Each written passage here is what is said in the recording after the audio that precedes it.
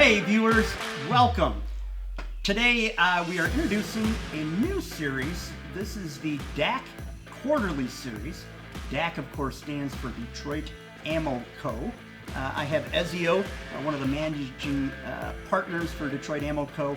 Rich, a good buddy who got to shoot full auto and suppressed for the first time today. And then me, Jake, your host. Today we're going to be reviewing a new product. This product is the IQ Metals Solstice 30 caliber suppressor. In the future, we'd like to do this series on a quarterly basis. We'd like to introduce new products such as the Solstice, talk about maybe some of the lessons we've learned while shooting, perhaps review some pertinent current events, and just have a good time at the range. So thank you for joining us. And why don't we step out to the range with the IQ Metals Solstice 30 caliber suppressor. We'll be shooting some full auto and semi-auto, super and sub 300 blackout out of this can.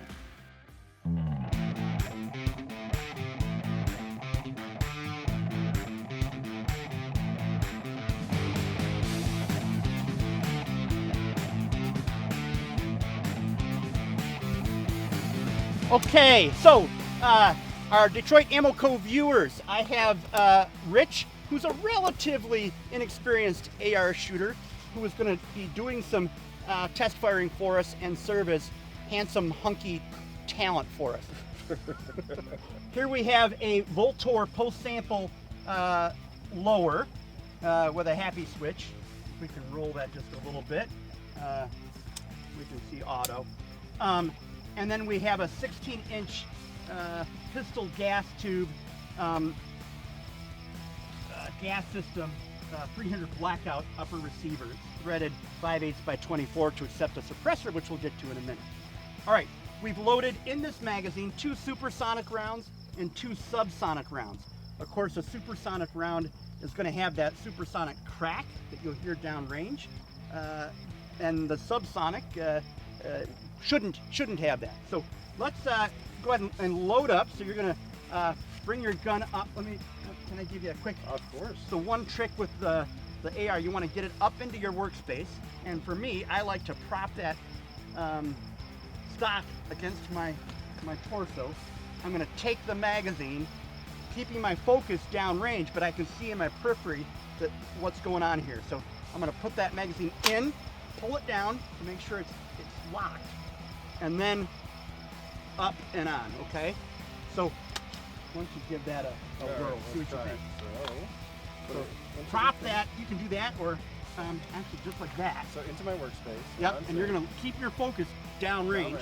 Good. Insert the magazine. Yep, pull back.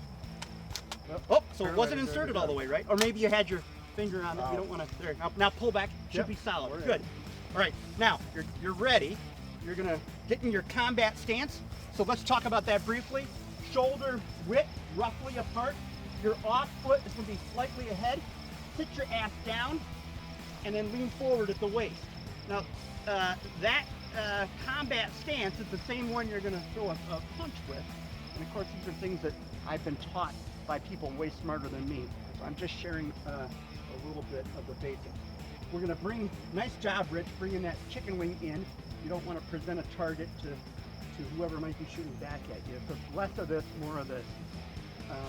Okay, we're going to go hot. 2 supersonics and 2 subs. Let's see if we can tell the difference on the video. Going hot. Nice. Oh, look at that guy. All right, going hot.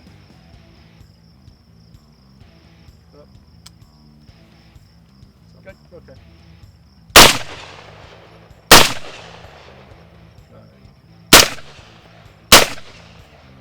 So much less crack, a noticeably different crack.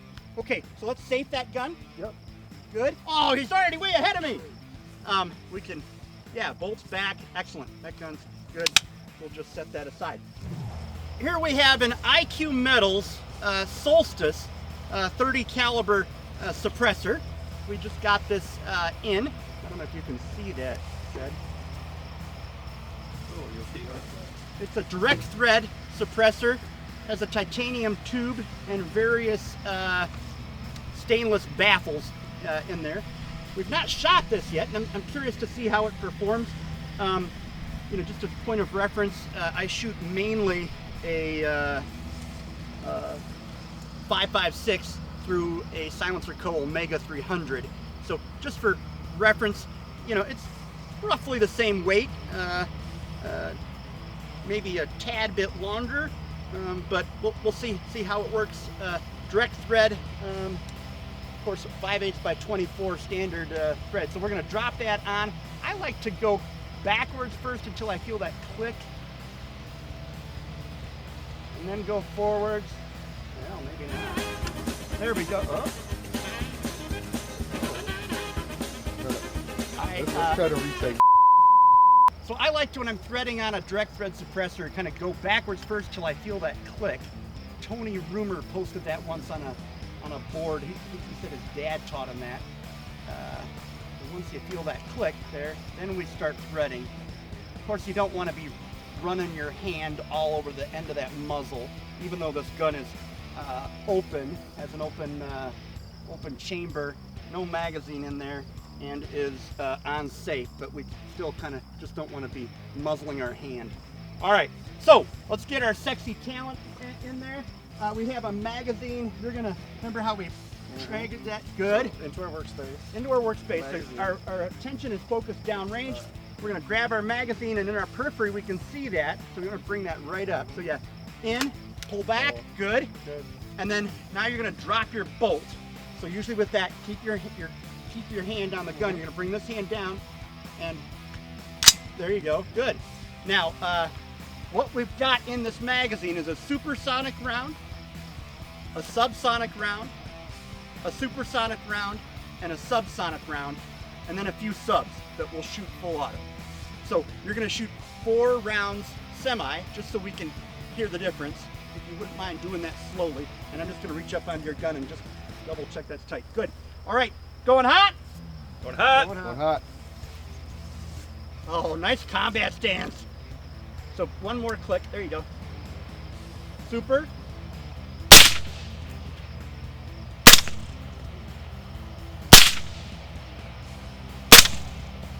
Wait, stop. Now, take your finger off the trigger. Let's move that selector back, down into your combat stance. Bend at the waist more than you think you should. There you go. You're gonna lean into that gun. Mount that gun to your shoulder. Get your arm in. Yeah, no chicken wing, no chicken wing. There you go. Going hot. Going hot. Are you full auto? Go. Oh, stop. There you go. Oh. Going hot. That might be it. All right. All right, through the magic of cinema, we are back in the range house, and we just got a chance to do some shooting on the IQ Metals Solstice 30 caliber can. What I'd like us to do is maybe give our viewers a review.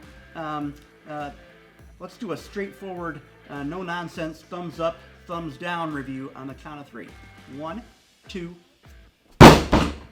You guys are weak and your timing is off. I guess I would say thumbs up. I to my ear sounded as good as the other 30 caliber cans I've shot, and I've shot a few. It's certainly seemed hearing safe. It did a good job. I found it to be an effective suppressor. So Rich, since this was your very first time ever shooting suppressed and full auto, what'd you think about the can? Yeah, you know, I have nothing of like technical value to add other than to say it was absolutely awesome. It was crazy to be able to shoot a firearm and then just put a device on it and all of a sudden it's quieter, and then be able to switch ammo and make it even quieter. It was just wild. And between that and being able to shoot for, you know, full auto for the first time today was awesome. Now, you did shoot both supersonic and subsonic ammo. Mm-hmm. Can you tell our viewers the difference on the two different rounds, or what you experienced between the two? No, yeah, it I mean, you could obviously hear the difference. The other difference was definitely the recoil. You know, there's not a ton of there wasn't a ton of recoil with the you know, the rounds we used, but the subsonic was definitely, you could feel less recoil, and with less report, it was just a different experience. It was pretty neat. And the price point is a very good price point at $450. You're not going to find a better can, I don't think, out there. Yeah. Other 30 caliber cans are around $1,000 for a titanium tube suppressor with stainless steel baffles. So I think for the money, you're gonna have a good can. And to be fair, and I don't know the specifics of the construction of this can. You know, if we're going to compare this to a $1,000 can, I don't think this can is fully welded in terms of the baffle stack inside. The modularity of this can, you know, for $450, it's a good deal, I think. I would like this company to do a couple things. Number one, it would be nice to have a user serviceable end cap. Direct thread portion of this can were user removable. You know, we hear it frequently too about a can being full auto rated, and as you know, this can is specifically not full auto rated. Do you have any thoughts on that? I think it's more of a marketing type of gimmick if Sure. a company decides to rate their can full auto. Basically, it's there to let the customers know that the company that makes the suppressor stands behind their suppressor if something tragically goes wrong with it. Blowing out a baffle, shoot out an end cap, or what have you. What are your thoughts? Yeah, I mean, I think I agree. It's to be fair, there are some, you know, more exotic, you know, blast baffles, iconal, and different things that are designed to mitigate that blast, especially out of a short barrel. I remember the first can I shot out was an AAC M4 2000 on a 10.5-inch Noveske barreled, you know, full auto rifle. That was back when they had the tuning fork AAC flash hiders that were in that triangle configuration. I looked down that can once just randomly after, you know, a year plus of mag dumping out of that can, and the baffle hole was no longer round; it had become triangular. So in the end, that can failed. A weld came loose, and AAC, back when they were a thing, stood behind the can, gave us a new one, replaced it, and we were back in the game, going strong again. But yeah, I think it probably is a marketing gimmick, but it is one that sort of tells the end user, look, we're going to stand behind our product. And anyways, I'd encourage the manufacturer to perhaps rate this can full auto. Well, hey, thank you, viewers, for spending a few minutes with us.